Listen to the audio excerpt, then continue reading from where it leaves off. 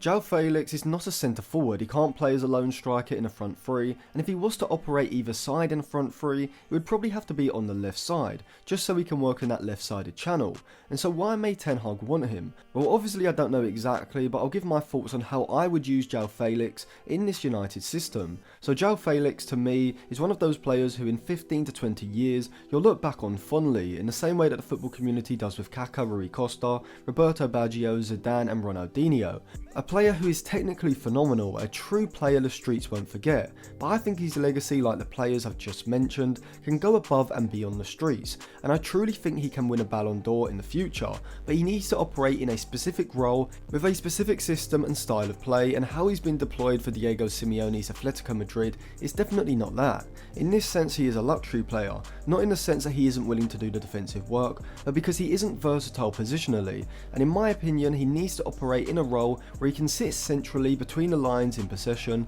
being the side's most advanced playmaker, but also have the defensive security behind him to give him a greater degree of freedom. And as I said for Jadon Sancho in a video that will be linked in the description, I think Joao Felix's best role could actually be as a centre forward. Now don't worry, I'm not a Conservative MP, so this isn't a direct contradiction of what I previously said. By centre forward I don't mean a traditional striker, I mean specifically a false nine. See, Harry Kane has been heavily linked with United as of recent, and he could also fulfill this role, whereas someone like Victor Osimhen couldn't, and so this leads me to think that Ten Hag may want to use more of a withdrawn centre forward, which he has done to a degree with Weghorst and Martial, even if they are more deeper lying forwards rather than actual false nines. If Harry Kane wasn't available, or United just wanted a player with greater longevity, Joao Felix would be perfect for this role, and I also think he would suit both Rashford and Antony as well. See, with Felix as a centre forward during the build-up phase when the opposition are man-to-man pressing United's midfield and all passing options into the midfield are being cut off,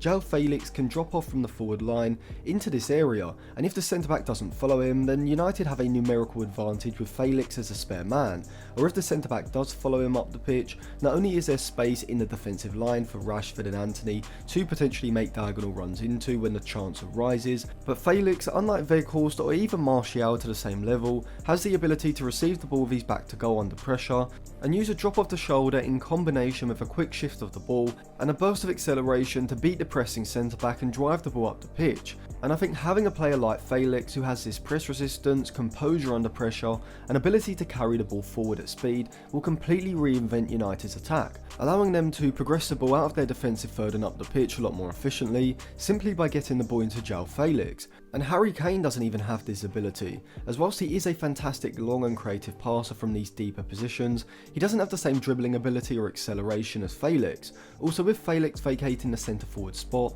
this perfectly suits using one or two inside forwards in the front three, and so rather than Rashford and Antony holding wider positions, stretching the back line as we currently see them do quite often, with Felix constantly dropping off looking to drag a centre back out of the back line, Rashford and Antony can make these diagonal runs in behind, essentially playing as wide forwards, just as Salah and Mane did in Klopp's front three alongside Firmino as a false nine. In the middle and final thirds, Felix can essentially be given a free role to drift where the space is, but most of the time you want him in the space between the opposition's midfield and defensive lines, drifting across and looking to open up passing lanes and pick up the ball in pockets of space from where he can then look to create. But Felix is far from the complete package at the moment. When we look at his FB ref report, we can see he obviously excels when it comes to progressing the ball up the pitch, whether this is through his passing or his take-ons and carries to move the ball into the final third. However, Felix isn't producing incredible output in the final third at the moment, not ranking that highly for his XG assisted, his non-penalty XG and his non-penalty goals, all around the 30th to 50th percentile range. And so if he is to move to that top level bracket alongside a creative forward like Harry Kane, he has to increase his end product in the final third, which combined with his already incredible ball progressing ability, in my opinion gives him the potential to be one of the best players in world football, fitting that false nine role like a glove, and he's still only 23 years old. So if Kane isn't possible and Ten Hag still wants a false nine, Felix for around £80 million would be a very good deal in my book. As I said in previous videos, I am now doing full video and channel reviews, So if you want me to give you any advice or feedback for a specific video or for your whole channel, you can send an email to atlantisfootball96@gmail.com. But if you just enjoyed the video, you can check the description for more. You can subscribe to the channel and click the bell so you do get notified when the video comes out, and put your thoughts in the comment section below. And you can also follow me on Twitter and Instagram, which will be in the description, for more content as well.